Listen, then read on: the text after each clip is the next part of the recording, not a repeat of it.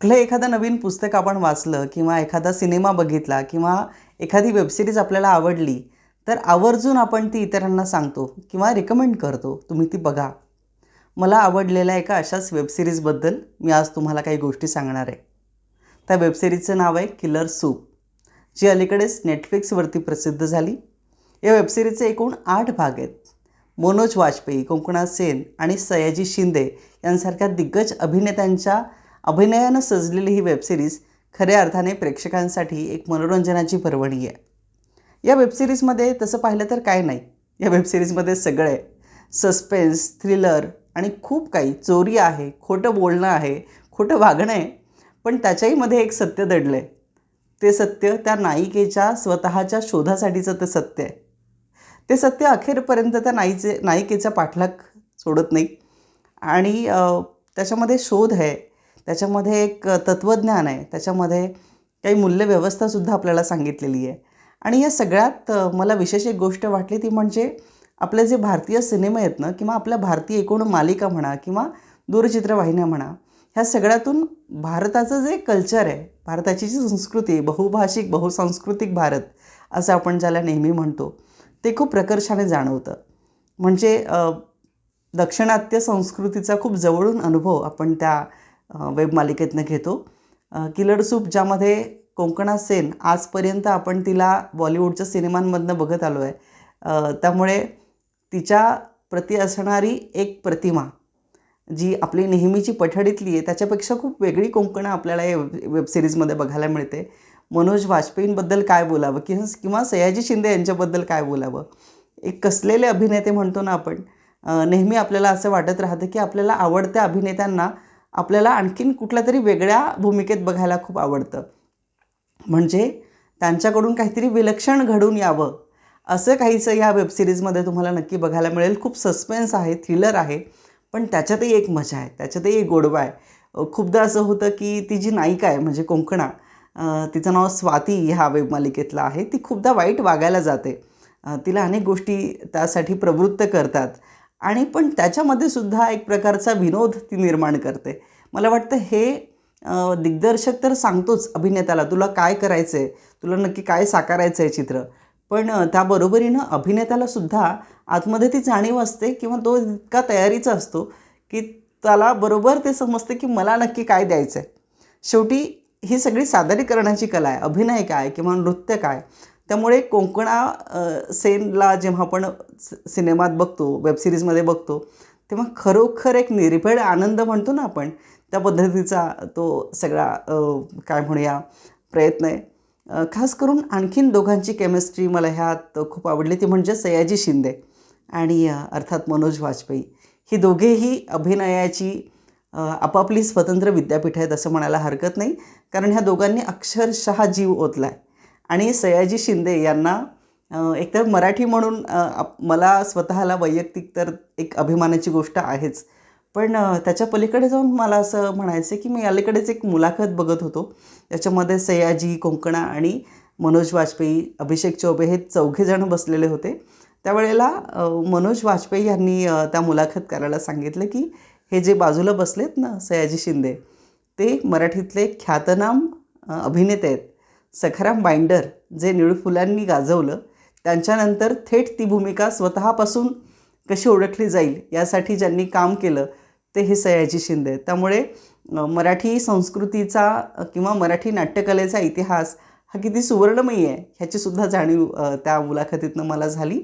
आणि मनोज वाजपेयी यांनी तेव्हा मान्य केलं की खरोखर सयाजी शिंदे त्या वेबमालिकेमध्ये आपल्याला असे दिसतात जे यापूर्वी आपण कधीच बघितले नाहीत किंवा इतका कसदार अभिनय आपण त्यांचा कधीच नाही पाहिला. त्यामुळे कोंकणा, मनोज आणि सयाजी शिंदे ह्यांना एका वेगळ्या परफॉर्मन्सच्या माध्यमातून आपल्याला बघायला मिळतं. आणखीन एक मला ह्या वेबमालिकेचं कौतुक असं वाटतं की दर 2 ते 3 मिनिटांनी ह्याच्यामध्ये रहस्यमयी कथानक घडून येतं. त्याची स्वतःची गुंतागुंत आपल्याला दिसते आणि शेवटपर्यंत आपल्याला उलगडा होत नाही की शेवटी नक्की काय होणार आहे.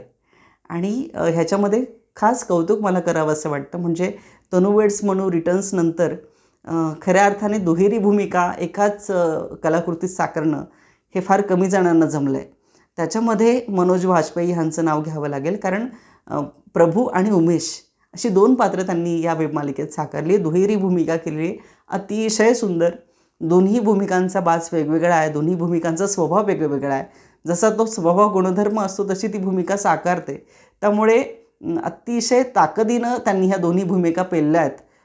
त्यांच्या स्वतःवरती डोळ्यावरती ॲसिडचा त्या उमेशच्या जेव्हा जखम होते, त्यानंतर साकारलेले मनोज वाजपेयी किंवा त्याच्या आधीचं प्रभूचं त्यांचं पात्र, ह्या दोन्ही भूमिकांमध्ये खूप तसं अंतर आहे.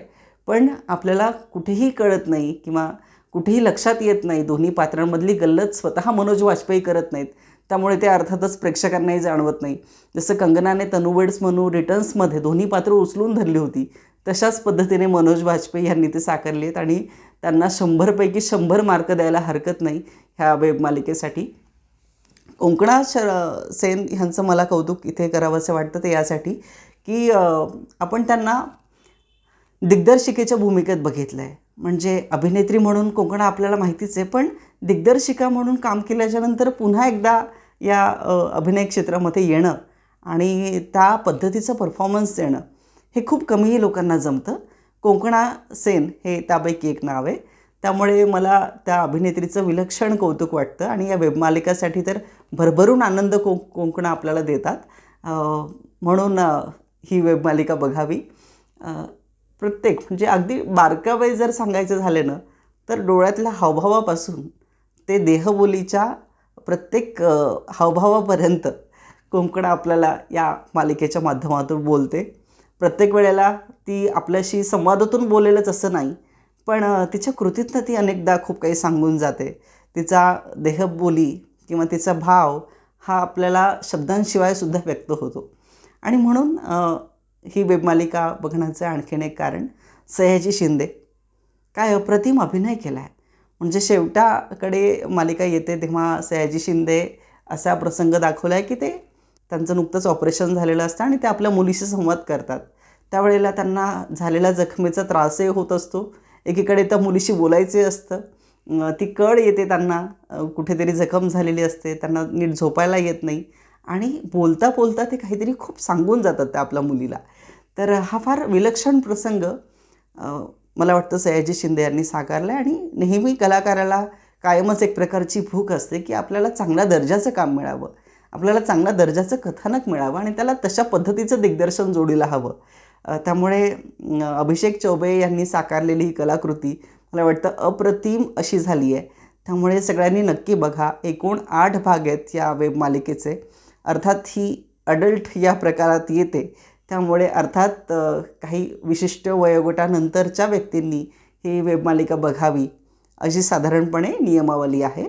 त्यामुळे मी ही सगळ्यांना अपील करतो की ही नक्की बघा. उत्तम कलाकृती काय असते याचा एक आदर्श नमुना म्हणजे किलर सूप आहे. हे किलर सूप नक्की कुणाकुणाला काय म्हणूया मरणाची शिक्षा देतं, कुणाकुणाला जगवतं, कुणाला त्यांचा स्वतःचा शोध घ्यायला लावतं, कुणाच्या महत्त्वाकांक्षांच्या अनुषंगाने एखाद्याला जीवन जगायला लावतं. ह्या सगळ्याची मिसळ म्हणजे ही वेबमालिका असं म्हणायला हरकत नाही. खूप दिवसानंतर एक चांगली पटकथा, उत्तम दिग्दर्शन, उत्तम अभिनय आणि सिनेमॅटोग्राफीसुद्धा ह्या मालिकेची आपण बघितली तर अप्रतिम अशी झाली आहे. खूप सारे शॉर्ट्समध्ये आपल्याला सुंदर असं दाक्षिणात्य संस्कृतीचं एक दर्शन आपल्याला घडतं. तिथला निसर्ग, तिथलं वातावरण हे मन मोहून टाकतं आणि खूप शांत पद्धतीने एकूणच ह्याचं जो वातावरण आहे ह्या मालिकेचं ते खूप शांत आहे. त्यामुळे ही मालिका आवर्जून बघा. तुम्ही जर चित्रपटाचे अभ्यासक असाल किंवा एक साधारण नॉर्मल माझ्यासारखे प्रेक्षक असाल तर ही मालिका तुम्हाला एक विलक्षण आनंद देऊन जाईल यात शंका नाही. तेव्हा आजच्या या संवादात इतकंच. पुन्हा भेटूया पुढच्या एका अशाच वेबमालिका किंवा नाटक किंवा सिनेमाबद्दल बोलायचं आहे आपल्याला. तेव्हा आजच्या भागात असं पण इथेच थांबूया. पुन्हा भेटूया असंच एक नवीन विषय घेऊन. Stay tune. आपलं स्वप्नील जोशी हे यूट्यूब चॅनल नक्की सबस्क्राईब करा. Thank you so much.